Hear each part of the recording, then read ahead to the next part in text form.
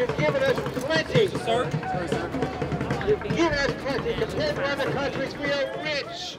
I'm a registered nurse, and the first time I learned anything about circumcision is whenever I unfortunately had to witness one in nursing school, and it was completely horrific.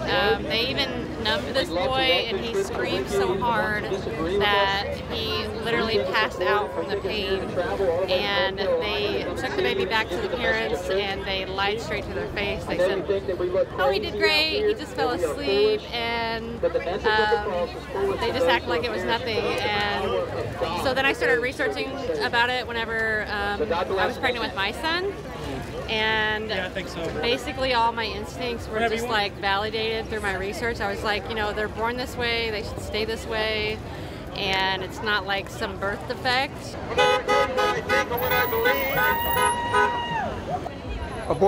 Everybody has a right to their own body. You're born with human rights. You have a right to your own body. If you cut off a healthy part of a non-consenting person's body, you have committed an assault.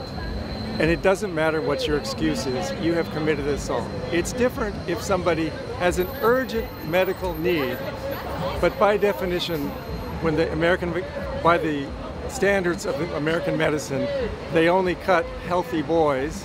So by definition, they have no diagnosis, they have no need.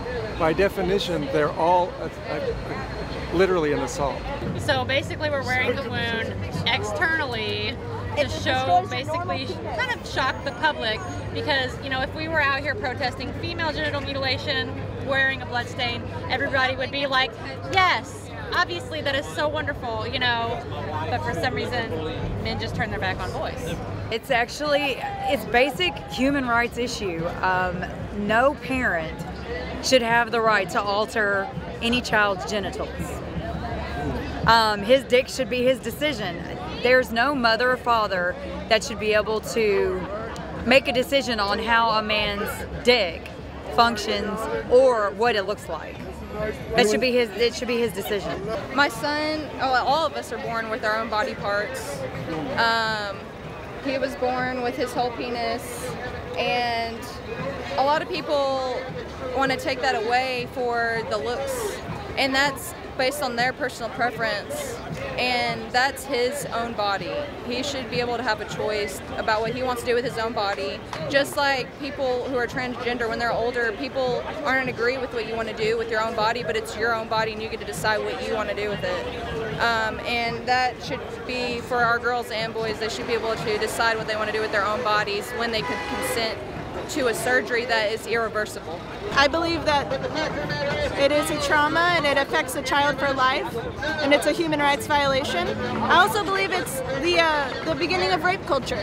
You know, we like to point fingers at men and at the culture of rape culture, but you know, if you look at definitions, in a lot of ways, circumcision is rape by instrumentation, but also amputation of a body part without consent. 16 functions of the foreskin, which are lost or destroyed by circumcision, are in the broad categories of protective, sexual, and immunological. And they're all listed on a website called foreskinfunction.org, which is linked on our website. And so they do things like keep the end of the penis warm it prevents frostbite.